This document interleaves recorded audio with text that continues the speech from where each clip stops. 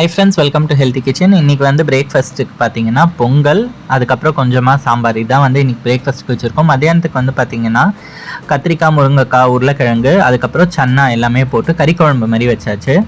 அதுக்கு வந்து சுட சுட சாதம், அதுக்கப்புறமா கீரை பொரியல். இந்த குழம்புக்கு வந்து நீங்கள் சாதம், இட்லி, தோசை எல்லாத்துக்குமே நல்லாயிருக்கும். அதுக்கப்புறமா வேக வச்ச முட்டை, வேக வச்ச சக்கரவள்ளி கிழங்கு, இதுதான் வந்து இன்றைக்கி லஞ்ச் மெனு.